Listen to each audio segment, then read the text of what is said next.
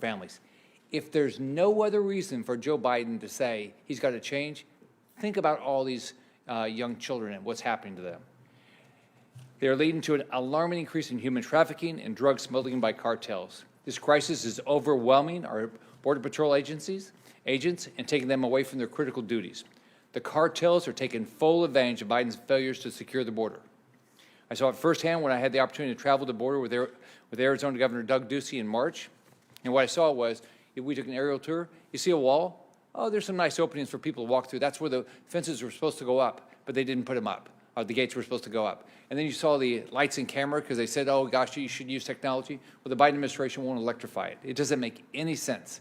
It doesn't make any sense that Harris and Biden won't visit the border and see it for themselves. Kamala Harris could have walked to the border, walked to the Texas border in the time that she's been given the responsibility to solve this problem and not done anything. And she has no excuse. She's never gone down to the border. After I visited Arizona, Joe Biden said he would go down and see the crisis himself. Has he done it? Of course not. What's his excuse? He doesn't have any. Everyone outside of D.C. knows what this is. The mayors, law enforcement, and Customs and Border Protection agents on the front line know it's a crisis. The Biden administration should acknowledge it's a crisis and do something about it. I'm honored to be joined here today by individuals that some of them are dealing with this firsthand in their states. Democrats here in Washington have acknowledged the dire crisis we have. Tomorrow we're going to hear from DHS Secretary Mayorkas on the crisis. And by the way, when I spoke to him before his nomination, he promised me he would enforce all the laws. We're going to ask him to explain how DHS is securing the border and what they're doing to protect all American families. I'd like to know how much the man-made crisis is costing the American taxpayer. And Senator Johnson's going to talk about how much waste we're seeing. Well, we've spent this money, and we have still just sitting around. I want to ask Mayorkas what he's doing to make sure the Border Patrol agents have the resources they need on the front lines of this crisis. Think about what they have to do. Their job is to secure the border, but they're having to do a whole bunch of other things. Biden and Harris have made a mockery of a very serious crisis. Instead of taking action, they're playing like, oh, there's no crisis, nothing's happened here, and hiding the facts. This isn't a game. It's impacting families, clearly American families, but families from Central America. Biden is doing nothing to help or protect American families. It's time to ditch his failed policies of open borders and amnesty and secure the border now. Now it's my distinct opportunity to introduce Texas Attorney General Ken Paxton. I'm glad to have partners like Ken here. He's working at the state level to hold the Biden administration accountable in this area and many other areas. He's sued the Biden administration 5 times on immigration issues and works day in and day out to do what we all should be doing when we do the oath of office, uphold the law. Attorney General Ken Paxton. Well, great to be here this afternoon. Senator Scott, thank you for your amazing work on this issue, and I want to thank Senators Lankford and Johnson for caring about this issue and for being here today, along with the other people that are here that care about this issue. As somebody who's spent a lot of time on the border, being a border state with the largest border, I know these issues and I see them every day. And if there is one group benefiting from this, I can tell you who it is. It's the cartels. Let me say that one more time. There's one group benefiting from the policies of the Biden administration. It is the cartels. And they are making massive profits as they charge these people to bring them up through the border. I've heard from people on the border, from agents and from sheriffs, that the minimum charge is about $4,000 up to $50,000. So they are being enriched. And meanwhile, as the Border Patrol is taking care of these people coming across the border who are being invited to come, the cartels have more access and more openness because there's less enforcement ability because they're busy doing other things. So the drug cartels are increasing their drug trade and other crimes along the border that are affecting people in Texas and really throughout the nation. And so the cartels are massively benefiting from the Biden policies like no one else along the border, like no American, and even the people that are coming here do not benefit like the cartels. They end up being tied to the cartels because of the way this is happening. And so I have a few suggestions for the president, and these are not meant to be partisan. They are meant to be helpful, and I hope he'll listen, because I know he didn't have a lot of experience with this issue, and I think it would be really helpful first that if he would just follow federal law. There's a reason that we have elected representatives, and they put in place laws that he needs to enforce. From day one, he's announced that he's not doing that. Thus the reason Texas is suing the Biden administration over and over on these immigration policies, from saying that he's not going to deport anybody anymore, to letting criminals that are released from our prisons stay, and to not enforcing health laws as they relate to COVID and other issues that we're already experiencing issues with over the last year. So enforce the laws. 2, do some of these policies that have worked instead of going back to policies that have not worked. Under the Trump administration, we finally started getting some of these issues under control because we were building a wall, long-term solution that works. There's a reason they put a fence around the Capitol. How about taking the fence from the Capitol and putting it on the border? And instead of stopping Americans from visiting their capital, why don't we put that on the border and stop illegals from crossing our border? How about a little more transparency about what's going on? The American people have no idea where these people are going once they're brought here. I don't know where they're going. There's thousands of kids. Where are these kids going? Where are we putting them? I have strong concerns about where these children end up. That seems like something that should matter. These are suggestions that I think could make a huge difference. And my final suggestion to the president, again, he hasn't been to the border. His vice president hasn't been to the border. Come see what's happening. And even if you don't want to talk to the people that are doing their jobs down there, the federal officials, the state officials, the sheriffs, even if you don't want to talk to law enforcement, the people responsible for this job, at least meet with the victims of the crimes that are associated with illegal immigration. Talk to the families who have suffered loss, financial loss, because their properties are being destroyed, their animals are being released, their vehicles are being stolen. Or how about just talking to the families that have lost family members? I call on the president to do something that works. I call on the president to listen to these suggestions today and take action. We need his help. We want his help. And I'm grateful for these men and women standing behind me who care about the border, who care about my people, and who care about the American people. Thank you.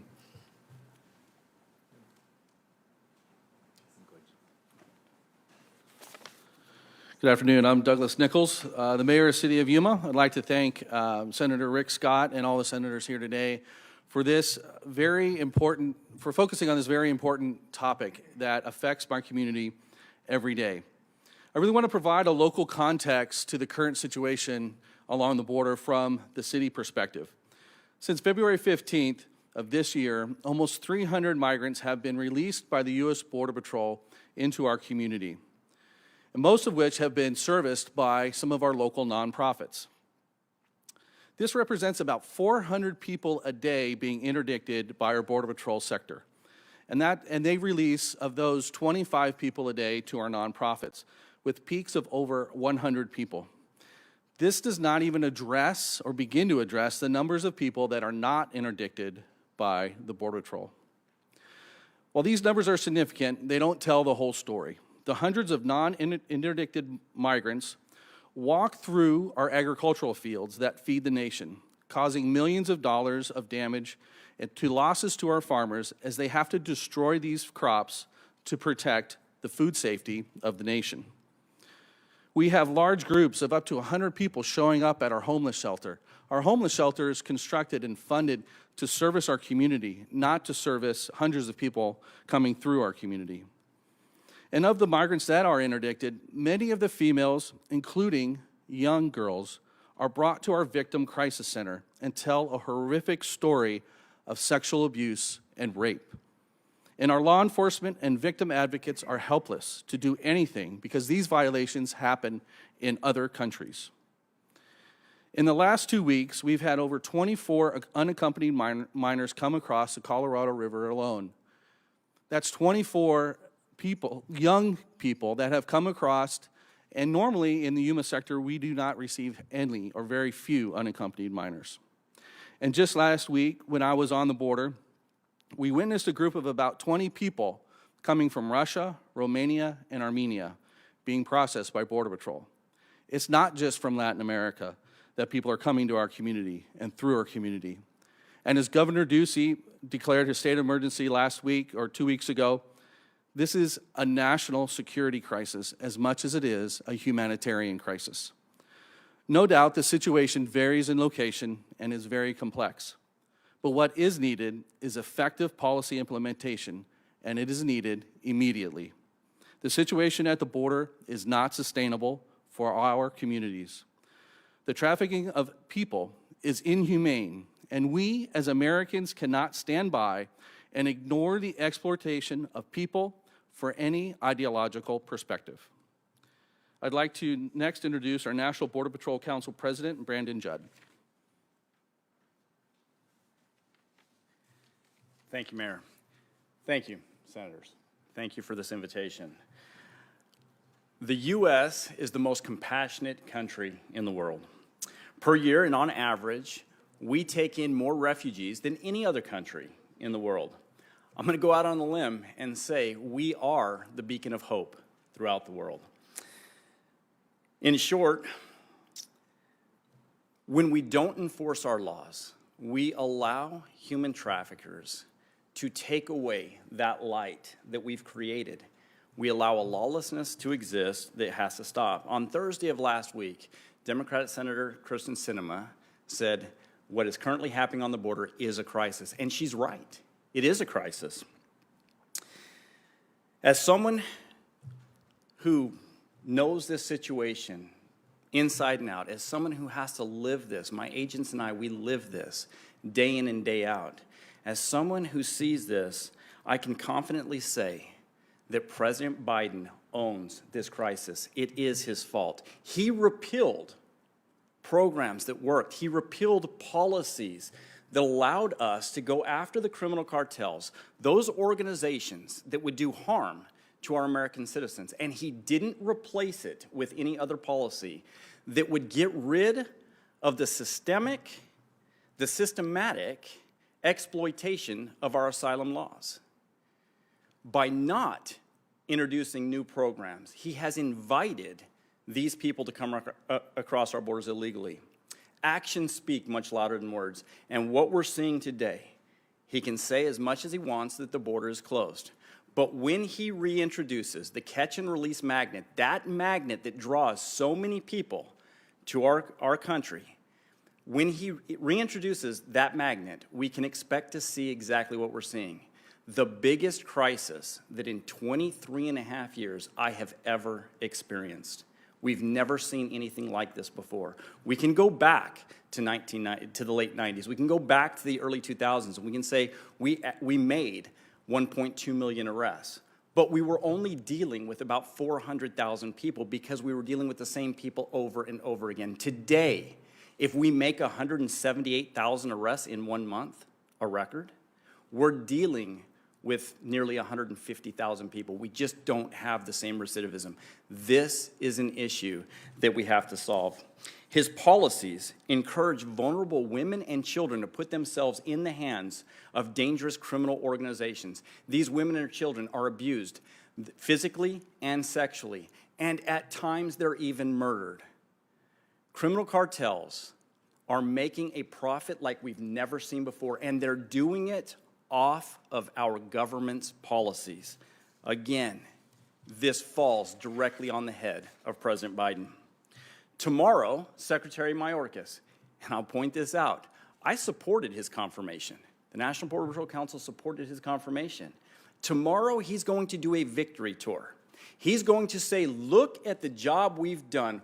We've taken children out of CBP custody and we've put them in the hands of HHS. What he's actually done is created a quicker revolving door. Releasing these people into the United States is encouraging people to come to our borders. He must be asked the tough questions. And if the Democratic senators are not willing to do that, they too own this problem.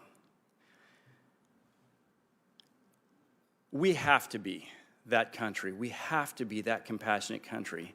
And if I was not confident that these senators standing behind me today, if I was not confident that they agreed with the compassion that we must show to legitimate asylum seekers, I wouldn't be standing before you today. We need to continue to be that beacon of light. But as we allow lawlessness to exist, as we refuse to enforce our laws, that light becomes dimmer. We must hold the proper people accountable. With that, I'd like to introduce former CBP Commissioner Mark Morgan. Thanks, Brandon. Look, I'll try to be brief here. I think already we put to rest that we absolutely have an unmitigated crisis along our southwest border that is the sole responsibility and cause of this administration, period. But let me talk about something I want to address. I want to address the ongoing, persistent spin, misdirection, hypocrisy, and quite frankly, blatant lies being told by this administration to the American people. And I really want to talk to our current DHS Secretary, Secretary Mayorkas. I want to address him personally, and I want to ask him, please, stop lying to the American people. He's repeatedly saying that our borders are closed and that they're secure. It's a blatant lie, and he knows it. He's out there saying that things are under control. It's a blatant lie. What they're doing is a shell game. He's putting forth the false narrative that during the transition that he did not receive, that the Biden administration didn't receive an adequate transition, that they weren't prepared and they weren't informed. It's a blatant lie. And let me run down each one of those. With respect to our borders being open and secure, look, right now, if you go to their own website, CBP's website, it tells you that almost 40% of the individuals illegally entering our borders are being released right now. Yet this secretary said just a couple of days ago that they're returning families under the CDC Title 42.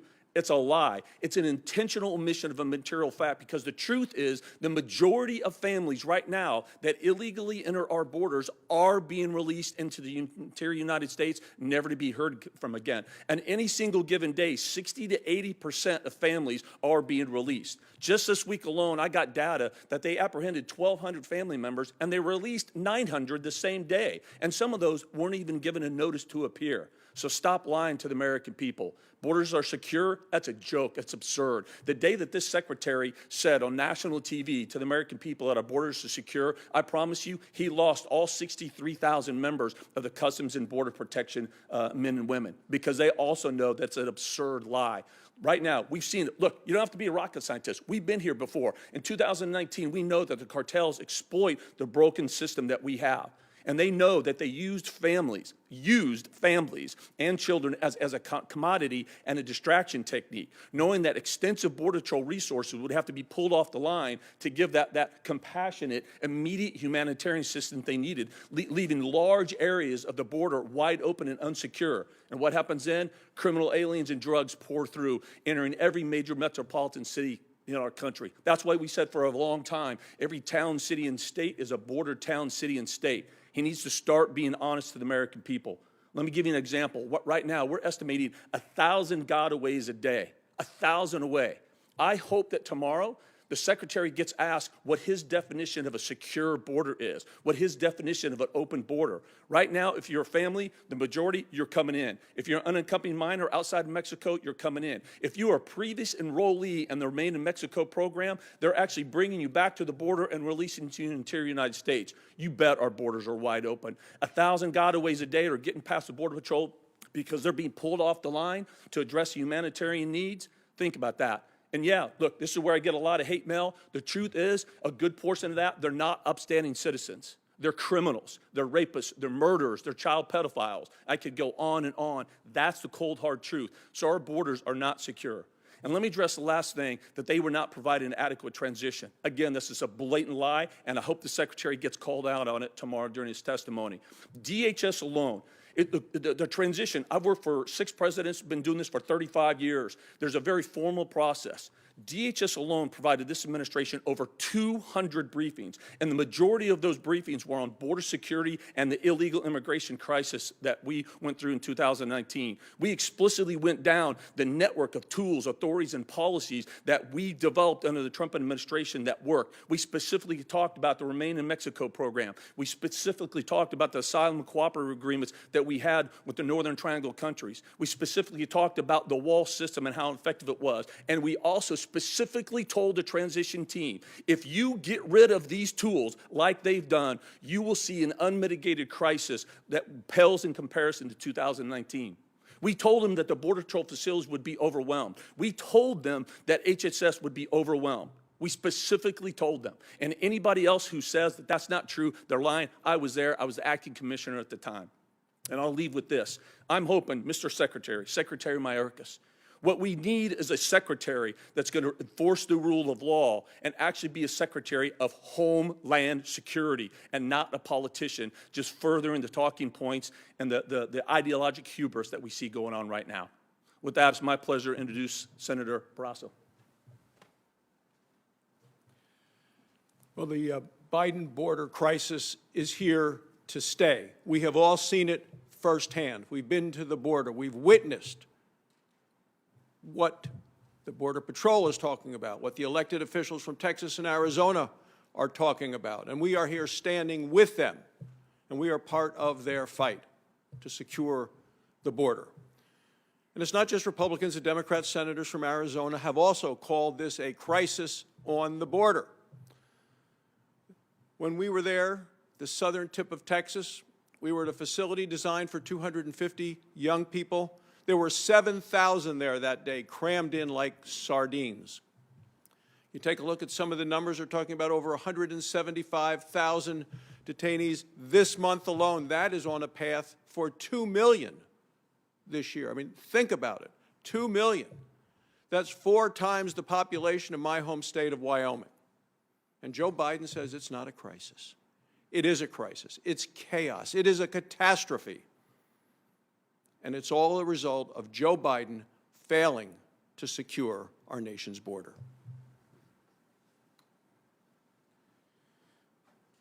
Secretary Mayorkas will be in front of us tomorrow, finally.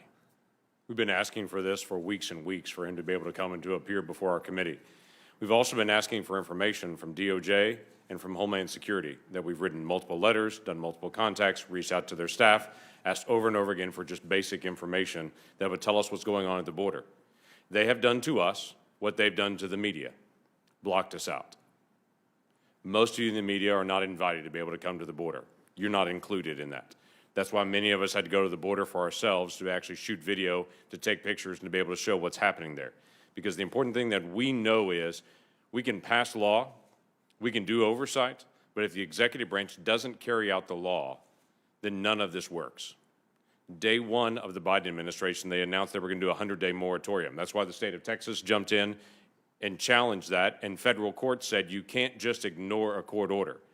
Unfortunately, what we're already seeing through many of the numbers are they are actually ignoring the court order. They're really not deporting criminal aliens here in the country. They're really not deporting people that a federal court has told them that they have a notice to be able to leave the country. They're not following through on that final order of removal.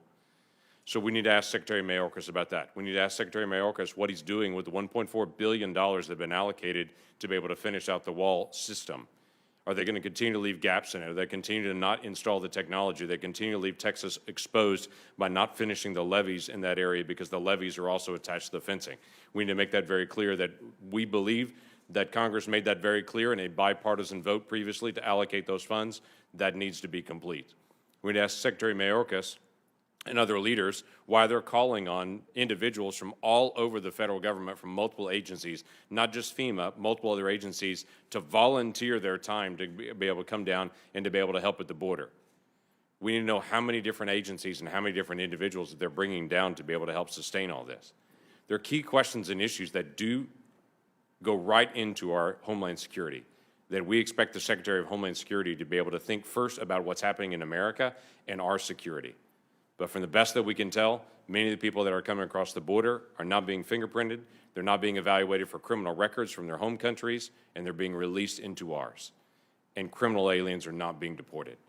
That's a problem that we should all see and we should all be able to agree on. Senator Cruz. Joe Biden and Kamala Harris have produced an absolute disaster on our southern border. The crisis that is unfolding is a humanitarian crisis, it is a public health crisis, and it is a national security crisis. Just over a month ago, I led a group of 19 senators to go to our southern border. Representing Texas, I've been to our southern border many, many times. In the Rio Grande Valley, this was by far the worst I've ever seen it. Masses crossing illegally, a caravan, one after the other, and all of this is man-made. We saw facilities that were packed at over 1,700% their capacity in the midst of a global pandemic with a 10% COVID positivity rate. In the Donna tent facility where kids were lined up in the Biden cages. For 4 years, the press talked incessantly about kids in cages, and what was never reported is that Barack Obama built the cages, and Joe Biden is building more cages. They're bigger cages, and they're more full. In those Biden cages, we saw little boys and little girls, not 6 feet apart, as you would want during a pandemic, not 3 feet apart, not even 3 inches apart, lying on the floor, side by side, no beds, no mats, no cots, packed in as tight as they can be, wrapped in emergency reflective materials. Over 10% COVID positivity. The Biden administration barred the press from access. On our trip to the border, ABC News asked to embed with the 19 senators. Fox News asked to embed with the 19 senators. The Biden administration said no, and their reason was COVID. They said one cameraman from ABC was an unacceptable risk of COVID. Never mind 4,200 people crammed in a facility with 10% COVID positivity. One reporter, they said, was a COVID risk. We have a number of cameramen and women standing here. You know just how ludicrous that is. By the way, the Trump administration allowed the press in, the Obama administration allowed the press in, the Clinton administration did, the Bush administration did, but not Joe Biden. Joe Biden wants the world to cover up and hide this crisis that he has created. So the 19 senators, we pulled out our cell phones and we filmed and took pictures. The Biden administration sent a political minder from Washington, D.C., who jumped in front of the camera and screamed at senators, "Do not show these images to the American people." All of this is man-made. 3 decisions Joe Biden made. Halting construction of the wall on week 1 in office. Reinstating the failed policy of catch and release, and most indefensibly, ripping up the international agreement Remain in Mexico that had produced last year the lowest rate of illegal immigration in 45 years. Remain in Mexico was an incredible success, so what did Joe Biden do? Ripped it up, and we have right now today the worst illegal immigration in 20 years. 178,000 people came in last month, the month of April. We're on a path to 2 million people, and it's getting worse. This month is worse than last month. Last month was worse than the month before. Every month it's getting worse because they're not fixing it. But as it's getting worse and worse, the corporate media has stopped covering it. You turn on the 6 o'clock news and suddenly the Biden border crisis has disappeared. Now, I recognize there are other crises. We've got a gas crisis playing out. We've got a war in the Middle East. We may have an inflation crisis coming. I agree. Biden policies are failing across the board, economically, domestically, and abroad. But that doesn't mitigate the disaster that's playing out on our southern border. In over 100 days in office, Joe Biden has not been to our southern border. Biden named Kamala Harris as in charge of the border. She has not been to the southern border once as vice president. I would say to the folks in the media, anytime you're standing in front of the president or vice president, the very first question should be, why haven't you gone to the southern border to see the crisis, to see the little boys and little girls being physically abused, sexually abused because of your policy failures? And by the way, the reason they don't go, there's an answer to this, is they know if they go, they'll bring TV cameras. They know if they go, the press will be forced to cover it.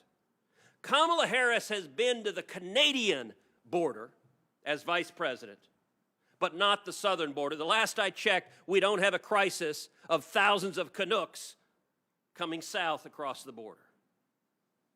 This is a dereliction of duty. It is deliberate, and they don't intend to fix it. They don't intend to fix it because they have promised the radicals they will have open borders and they will not enforce our laws. And that is endangering the people of my home state of Texas. It's endangering people all across the country. It is unacceptable. It is inhumane. And it's wrong. My colleagues will be shocked that I've got charts. And we've got hard copies, and we can make these available electronically as well, but a picture is worth 1,000 words. So the first chart is one you've probably seen before, and this is just showing daily average apprehensions by month. We have, over the last 2 months, we're approaching 6,000 people per day being apprehended on the southern border. That's a caravan a day. During the 2018-2019 crisis, it was a little over 4,000. And this also has cause and effect on it. So I ask you to look at this. And then, as I've heard the Biden administration blame the Trump administration for the crisis, and unfortunately many people in the media as well, I thought I'd complete this chart as well because it completely disproves that lie. You can see this is just monthly apprehensions. And you can see that President Trump solved the problem by and large with return to Mexico, with those agreements with Central America. And then, of course, we had the CDC impose the Title 42 controls. We had this problem solved until President Biden took office, and there's the picture proof that this is his crisis. My next point. Both President Biden and Vice President Harris knew full well, the inhumanity, the human depredations that their policies would cause. Vice President Harris was on my committee. She was there when we heard testimony of children being sold, one for $84, of the fact that little girls are given birth control because such a high percentage of them will be raped. They heard stories of the kidnappings, of the beatings, of the ransoms, of the sexual servitude, of the involuntary servitude. We had a picture of a 2-year-old face down drowned in the Rio Grande. And as Mark Morgan said, they were warned about this. They knew their policies would create this human depredation, this inhumanity. And yet they blew up the successful policies of the Trump administration. You have to ask, why? One final point, and this is a tragedy, that we have turned border security into a partisan issue. I introduced an amendment today in a Business Committee markup hearing that just said, let's complete the wall that's already paid for. We have about 250 miles of wall, unfinished, that's bought and paid for. It'll cost the American taxpayers $2 billion at least, whether it's completed or not. In 2006, 26 Democrat senators voted with Republicans for the Secure Fence Act. That was 700 miles of wall. Now, a lot of that wall was completely, awful. It just didn't work. So President Trump instead was going to build 700 miles of wall that worked. Including those Democrat senators were Barack Obama, Joe Biden, Hillary Clinton, Tom Carper. So back in 2006, Democrats also agreed if we want Homeland Security, we have to have border security. And now, in committee, not one Democrat voted to secure the border. Every Republican did. Our national security, our Homeland Security is put at risk because Democrats have turned border security into a partisan issue. It's a real shame.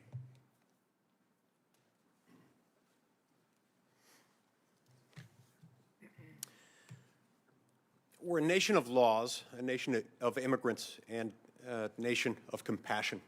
We don't have to choose between the three. Quite to the contrary, we found over time that our ability to be any of those things depends to a very significant degree on our ability to be all three. In other words, this is not a simple binary choice between being compassionate or not. In order to truly be compassionate and be a nation of immigrants, we also have to respect our laws and make sure that our borders are secure. There's an ancient principle rooted in our legal system, inherited from England, called the attractive nuisance doctrine.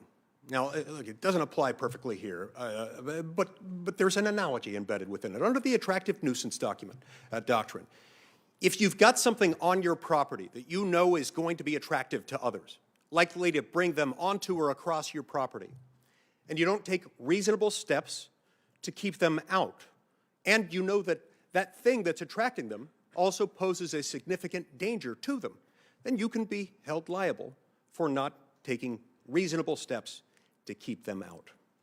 So how does that relate here? Well, In a broad sense, think about what President Biden said and did while he was campaigning to be president of the United States. While he was campaigning, I suppose to his credit in some ways, and that he's been consistent with what he said he would do. He said if he were elected president, that the border would be open.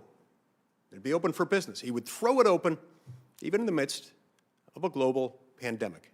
Well, guess what? He did, and it worked. And all of a sudden, he did that, and he reversed the migrant protection protocols there to make sure that those drawn across our border into our land would be protected. This is for their own sake and for the sake of our laws and for the sake of the decency and sustainability of our own immigration system. Now, the smugglers, the coyotes, all of which bear allegiance or support in one way or another these multinational, multi-billion-dollar-a-year drug cartels, have been emboldened by these policies and promises and actions. And in fact, we found during our recent trip to the border that they're so comfortable operating in this space that they openly taunted Border Patrol personnel as we stood on the banks of the Rio Grande River. Openly taunted them. Now, whatever people might say, whatever the administration might say about itself, these are policies that have had real and tragic results. You see, because when you draw people onto your property, onto our sovereign land, knowing that they will face significant danger, knowing as we do that about a third of the women who are brought across will be sexually assaulted, that the men will be used as slaves, that the children will be rented out, literally rented, so that illegal immigrant after illegal immigrant can use the child as a hall pass to get across the border. When you do that and you take vulnerable people from, mostly from Northern Triangle countries of Guatemala, El Salvador, and Honduras, who are in dire, desperate circumstances, and you know that in their desperation they might well try to get here, you better make darn sure that what you're doing is truly compassionate, if that's how you're trying to characterize it. Because what you're doing is putting them at a greater risk for harm, and you're putting at greater risk our ability to protect our border. One of the other things that we saw during our recent trip to the border, which was consistent with my experience living along the U.S.-Mexico border in southern Texas for 2 years, is that you will find no group of people more concerned about uncontrolled waves of illegal immigration than those living on or near the border, including and especially those who are the recent immigrants themselves, because it is their jobs, it is their families, it's their schools, their communities that are most immediately and most directly threatened. So don't kid yourself into thinking that this is a victimless oversight, or even that it's an oversight whose consequences are anything but well known and well understood. Look, the American people deserve to know.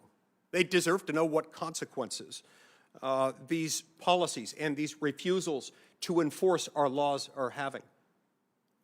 They deserve to know what ramifications they have as they empower cartels and coyotes and human traffickers. They deserve to know what's happening on our border. We can be and we must be a nation of laws and of immigrants and of compassion. Somos una nación de leyes y también una nación de inmigrantes y también una nación de compasión.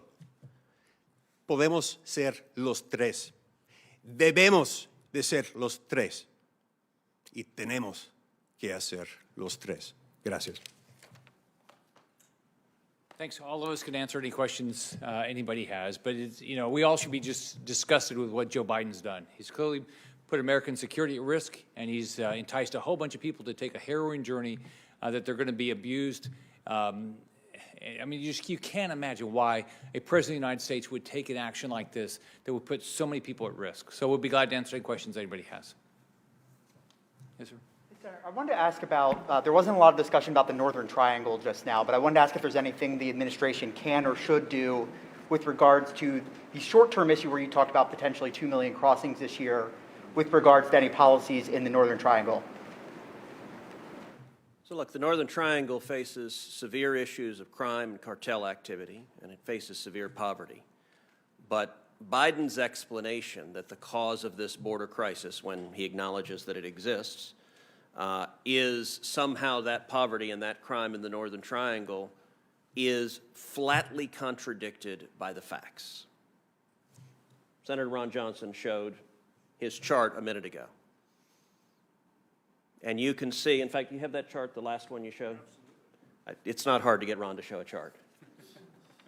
If you look at what happened when the Trump administration negotiated the Remain in Mexico agreement, the numbers plummeted. Now, the Remain in Mexico agreement didn't magically end poverty in the Northern Triangle. The Remain in Mexico agreement didn't magically cause the cartels that are committing horrific acts of crimes in the Northern Triangle to disappear. What the Remain in Mexico policy did is it was an agreement with the government of Mexico that people who crossed illegally, primarily from the Northern Triangle, from Central America through Mexico, that they would remain in Mexico while their U.S. asylum cases were proceeding. And it was an incredible success. Frankly, the success exceeded any reasonable expectations. The numbers plummeted, and they stayed low. They stayed low month after month after month after month. It was a success. Now you suddenly see the numbers skyrocketing. It wasn't suddenly poverty returned to the Northern Triangle. It wasn't suddenly these vicious murdering cartels rediscovered they were vicious murdering cartels. What happened is Joe Biden put his hand on the Bible and put his right hand in the air and repudiated the policies that were working, ripped that international agreement to shreds, and that caused the spike. That is the one and only cause. And when you hear Biden and Kamala Harris saying it's something else, they are deliberately misleading you. And I will point out, just this week, the Democratic mayor of Del Rio, a Democrat, mind you, in Texas, rejected Joe Biden and Kamala Harris's lies about the border, and he said, in particular, he took on Secretary Mayorkas's claim that the, quote, border is closed.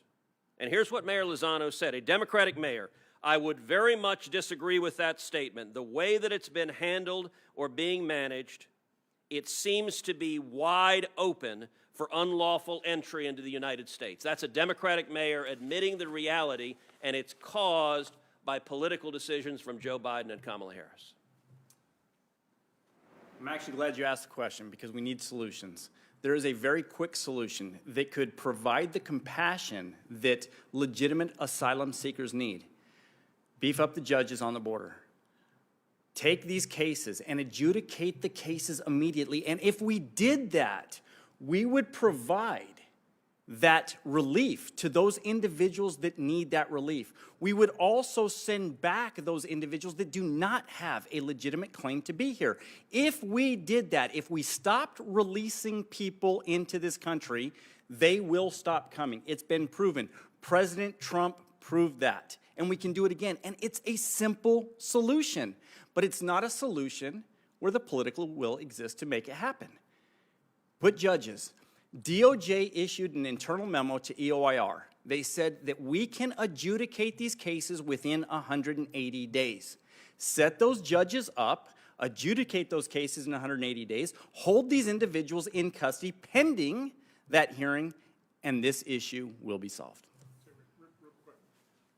So what we've been talking about, and of course what this graph, this chart shows, is the pull factor. And that's what's caused this crisis. The Democrats are talking about, or President Biden's talking about the push factor, which is undeniable. The corruption, the impunity, the crime, the violence. But if you want to know what the root cause of that is, the reason we have drug cartels down there, because you have violence, is because America's insatiable demand for drugs. So unless you can solve that problem really quick, fixing Central America is not the solution. We have to look at these pull factors, and we have to solve those. How exactly is this surge at the border impacting you in your home state of Florida? In Florida? Yeah. The biggest thing we're seeing right now is if you talk to sheriffs in Florida, what they're telling you, the amount of fentanyl that's coming from Mexico is dramatically up. I was down in talking to one sheriff, and I went to the lab that week. There were 2 cases of death, of overdose deaths, and it was directly caused to new fentanyl that they had not seen before, and it's all caused by how much more fentanyl is coming across the border.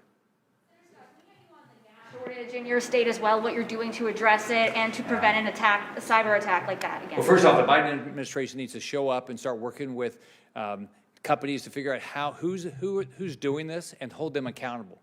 But it's like, if you look at every issue about the Biden administration now, they don't show up on anything.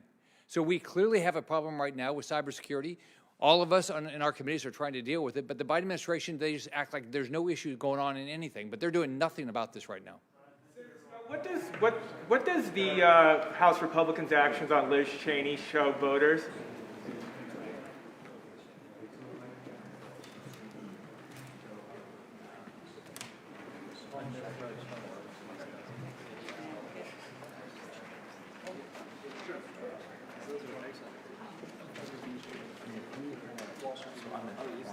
I'm on the committee as well, so if there's anything that you want to ask, just like communication.